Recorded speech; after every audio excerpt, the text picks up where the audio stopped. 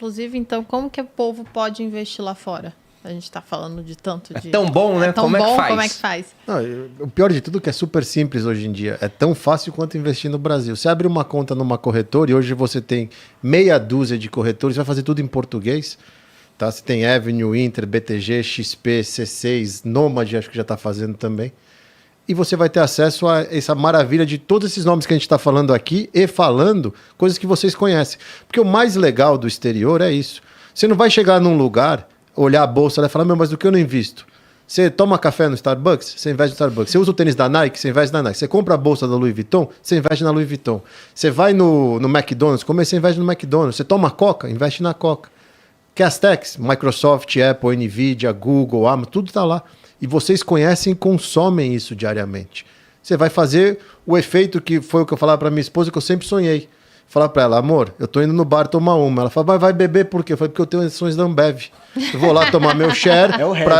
Exatamente, porque daí ela vai lucrar. É o que a gente faz aqui com todas essas empresas que a gente consome o tempo inteiro. O truque do dinheiro infinito. Né? É o truque do dinheiro infinito.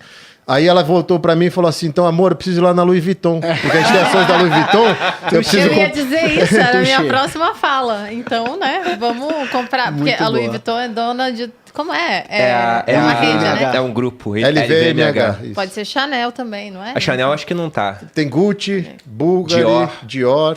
Não são todas. Tem aquela que eu Moët gosto, Hennessy mas eu vou arranjar também. outra desculpa, calma. Mas você sabe uma coisa, Malu? Na turma 3 do Viver de Renda no Exterior, numa das lives, eu falei justamente isso porque o setor de luxo pela Europa é um setor muito forte e virou um setor defensivo hoje em dia, porque luxo não tem crise. Sim. Então É você verdade. vê, o setor de luxo trabalhou o que o pessoal do marketing digital trabalha hoje desde o começo, que é a escassez. Perfeito. Tem 1000 bolsas da Prada, aquela lá só tem 1000. E os russos compraram 815, então só tem mais 185 se você quiser. Precisa dessa bolsa, precisa dessa bolsa. E numa live eu falei isso. Aí os maridos assim, a minha esposa tá vendo a aula comigo, não fala isso. Fica quieto. Falei, cara, mas é investimento. O mercado Preserva secundário. valor, de certa forma. Não, o mercado secundário de bolsa de luxo é superavitário. Porque Eu falava isso sempre pro Bruno, mas eu nunca vendi uma bolsa minha até esse que é o hoje. problema. Esse que é o problema. Esse que é o grande segue lá. problema. Fala pra ele que ainda não chegou a hora A de Malu vender. é uma holder, não. Eu sou holder. Rodando Longo prazo, pro longo longo prazo. prazo. Mas isso, a gente estava vendo a Chanel, eles estavam reajustando preços 2 vezes ao ano em 12%. Falei, cara, é bizarro. E você passava, qualquer país que você vá, assim, fora do Brasil, que é que o imposto é muito alto, mas você vai pra Europa, vai ter fila de gente na porta. Sim, Sim, sempre tem fila. Uhum. Em Miami, toda vez que a gente ia no shopping, a Hermès era uma que toda vez tinha fila na porta. Eu falava pra minha mulher, eu só não vou comprar lá porque eu acho um absurdo, eu vou gastar muito dinheiro pra ficar na fila. Isso eu não faço. Mas tivesse a vazio, Hermès, exatamente. a Hermès o povo entra só pra ver, tá? Porque eles não vendem. Mas Depende do quê?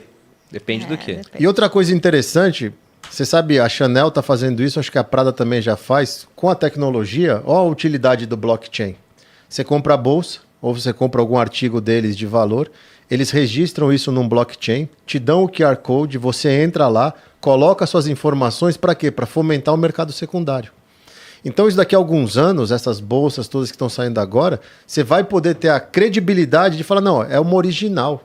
Tá aqui o QR Code e a pessoa vai passando em diante e vai criando todo um nicho de negócio. Que legal, E sim. vai ser com bolsa, com vinho, já estão fazendo isso também, obra de arte. Que lembra o problema, né? Pô, vou fazer um bazar em casa lá. Não sei se essa bolsa é verdadeira ou não. No Exato. brechó, né? Será que... Exato. Mas esse é um ponto muito interessante, porque o mercado de luxo, de fato, outro dia o Edu me mandou um vídeo que ele viu falando, olha que interessante. Era uma moça falando quanto era o preço das bolsas aqui no Brasil há 10 anos e agora. Todas aumentaram muito de preço. Sim. E o aumento ele estava muito próximo do câmbio, mas tinha um ganho ainda. Ou seja, era mais do que o efeito do câmbio. Lógico que, pô, é um investimento, é que não tem a liquidez, né? É mais difícil de vender. Se bem que alguns itens, o pessoal fala que Rolex, por exemplo, Muito é um negócio rápido. que é super líquido de vender. Muito fácil. Na pandemia teve um monte de gente comprando, subiu pra caramba de preço, depois alguns caíram, né? Depende do modelo, etc. Mas esse mercado de luxo ele é muito interessante. Aí se você pensa no Brasil, que empresa você pode usar para se expor a esse mercado? Sim. Cara, tem algumas até nacionais, mas é muito diferente em comparar com essas empresas que são centenárias, né? Uma barreira de entrada muito Perfeito. forte. E tem dois pontos, né? Primeiro ponto é que a mulherada precisa querer também entender que tem horas que tem que vender a bolsa para fazer dinheiro, né? Mas o outro ponto é esse mercado de luxo nos Estados Unidos ele ainda não é desenvolvido. Ele é de consumo. Eu estou falando do mercado de negociação. Por quê? Como as empresas são europeias, lá na sua maioria são ADRs. Então nem ETFs ainda líquido o suficiente você tem para via Estados Unidos se expor a isso.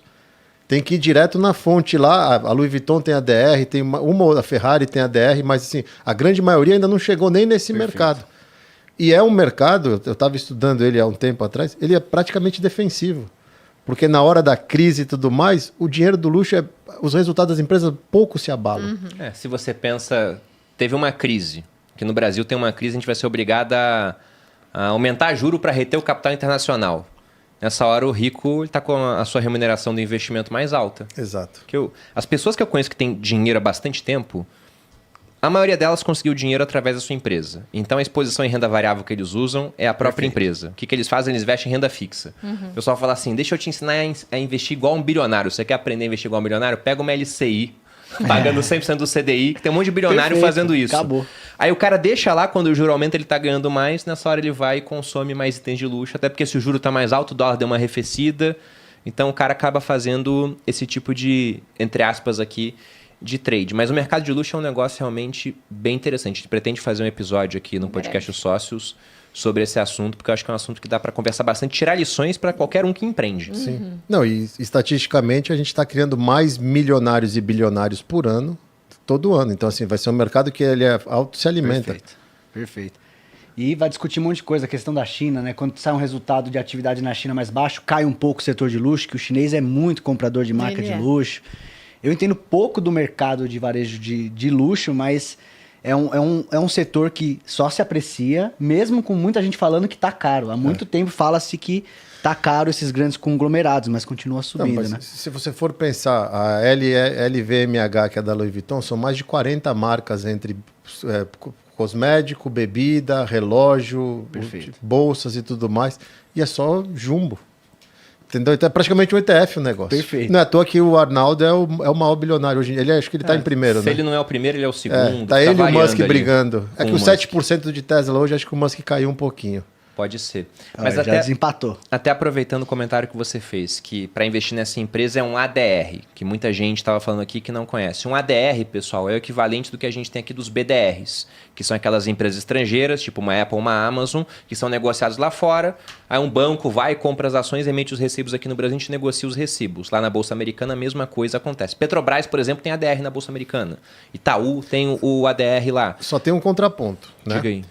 Aqui, por exemplo, no Brasil, os BDRs que nós temos, um banco, a maioria, acho que Bradesco e Itaú, foram lá e compraram Apple, essas coisas, e trouxeram para cá. A Apple não tem nenhuma ideia. A revelia da empresa. Que é o não patrocinado. É o não patrocinado. Nos Estados Unidos, a maioria das empresas, para não passarem pelo processo burocrático de abrirem capital lá, contratam alguém para abrir o capital dela para ela ter acesso. Então, por exemplo, o Nubank, ele se listou lá, e tem uma empresa que faz isso para ele e ele tem o capital. Ele não é uma ADR, mas a Petro é um ADR patrocinado. Ela quer interesse de estar lá. Entendeu? Então tem essa pequena diferença, porque eu sou muito crítico aos BDRs aqui por isso. A pessoa compra a Apple aqui, além da exposição cambial que é horrível, a Apple não tem a mínima ideia que você tem ação dela. E muita gente fala, eu comprei aqui, eu vou converter. Você não vai converter seu BDR. Isso que eu queria fazer a pergunta, aproveitar isso. Porque dá para se expor diretamente e indiretamente utilizando ETFs e BDRs. Como é que vocês enxergam essas duas alternativas? Cara, recentemente a gente passou um relatório na Finclass e tirou a recomendação dos BDRs. A gente usava mais BDR de ETF. A ideia é boa, mas o mercado hoje, e a Finclass fala para mais de 130 mil pessoas, então a gente tem que se preocupar também com a parte operacional, muita distorção de preço. O formador de mercado que tem, ele só tem a obrigação de ficar na tela 65% do tempo. Se tem um grande volume fora desse período, você olha um gráfico de um BDR e você vai ver alguns dentinhos para baixo e para cima. Então isso pode levar, querendo ou não, riscos ao investidor. Até tem maneiras de remediar isso, de você fazer uma paridade, pegar o valor do ativo lá fora. Mas dá um trabalho. Então a gente começou a perceber que o nosso assinante, apesar das orientações, não estava a fim de seguir. Queria abrir o home broker, botar o preço de compra e mandar brasa. Então a gente tirou. Mas eu acho também que tem ali um caminho para se investir através dos ETFs aqui. Eu acho que tem melhores formadores de mercado, você tem menos oscilação dessas distorções de preço.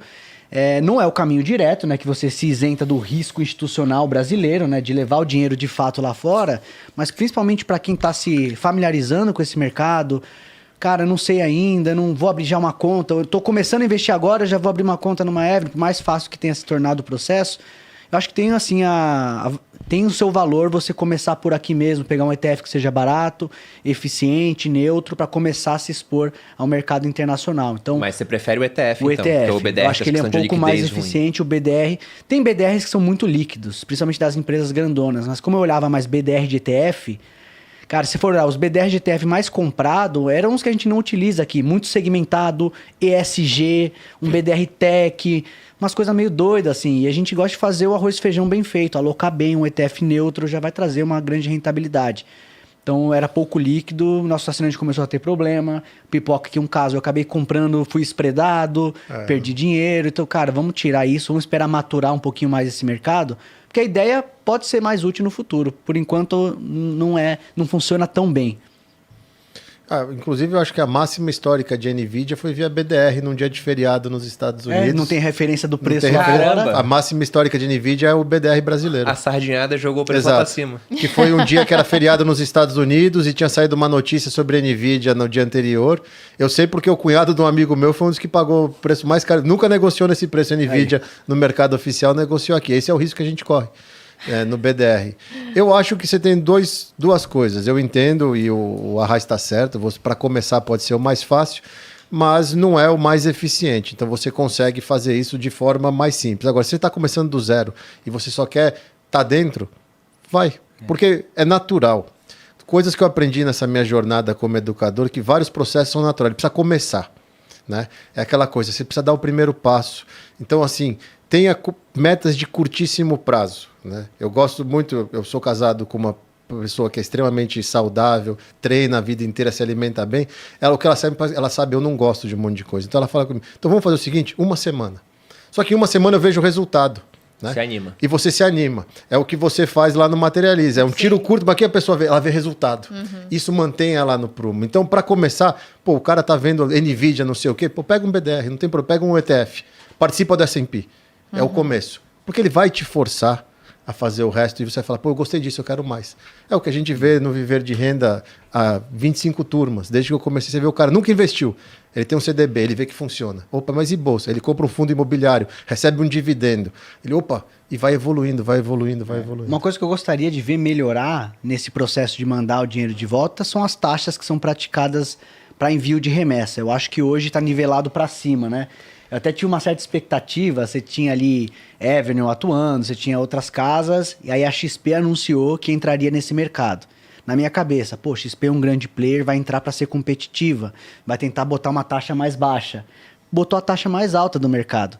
Então parece que hoje não tem muita competição que faça com que essas taxas baixem. O C6 deu uma baixada boa recentemente, o Inter baixou, aí percebeu que baixou demais e viu que dava para aumentar e ainda ficar mais barato que a concorrência, mas em média os custos ainda são elevados. Eu acho que tem espaço para isso baratear um pouco mais.